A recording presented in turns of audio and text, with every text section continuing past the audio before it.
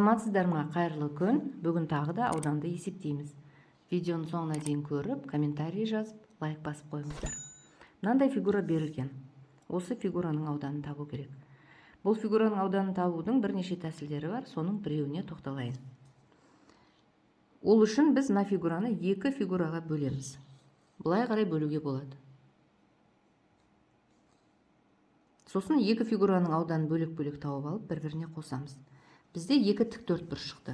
Бірінші тік төртбұрыш ұзындығы 7 см, ені 3 см болатын мынандай тік төртбұрыш. Осының ауданын табамыз.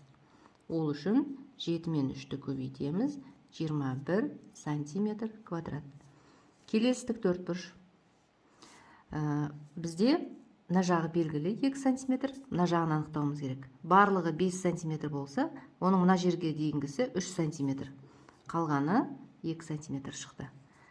Сонда бізде мына фигурамыз шаршы екен.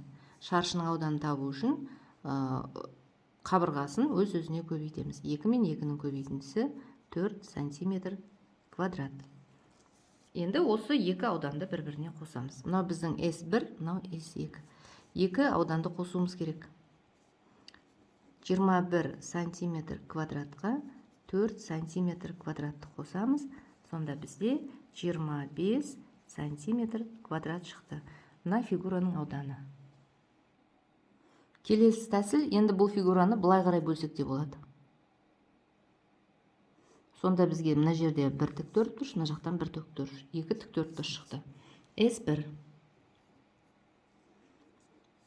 Мына тік төртбұрыштың ауданын табамыз. Өзі ұзындығы 7 см болса, оның мына жері 2 см. Демек 7-тен 2-ні азайтсақ 5 см шықты, мына жағы 3 см.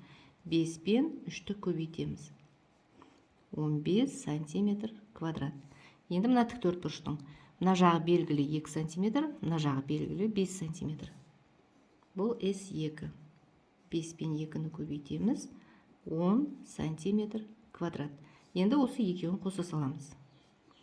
15 см квадрат, 10 см квадрат қосындысы 25 см квадратқа тең. Осы фигураның ауданын табудың тағы бір тәсілі бар. Ол үшін біз мына фигураны тік төртбұрышқа айналдырамыз. Ол үшін мынаны толықтырамыз. Сонда бізде үлкен тік төртбұрыш шықты. Енді осы тік төртбұрыштың ауданын табуымыз керек. Былай қарай бізде 5 см, былай қарай 7 см. Бұл бізде S1.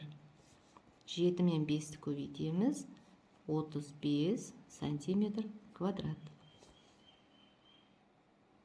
Енді мына жердегі өзіміз құрастырған фигураның ауданын табамыз. Мына қабырға 5 см болса, оның мына жерге шейінгіші 3 см, былай қарай бізде 2 см қалады. Былай қарай қабырға бізде барлығы 7 см болатын. Оның мына жері 2 см, ал қалғаны бізде 5 см шықты. Демек, осы екі қабырғаны қосамыз. Мына жағы 2, мына жағы 5. Көбейтеміз. 5 пен 2-ні көбейтеміз. 10 см квадрат.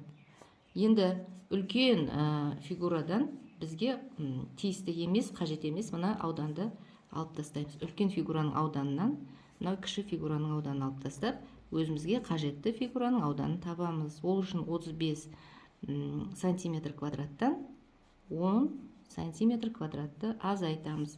Сонда бізде 25 см квадрат шықты. Осы үш тәсілдің қайсысын қолдансақ та, біз мына берілген фигураның ауданын дұрыс таба аламыз. Видеоны соңына дейін көрген болсаңыз, лайк басып, комментарий жазып кетіңіз, және мені жоғалтып алмас үшін қоңыраушаны да басып қойыңыз.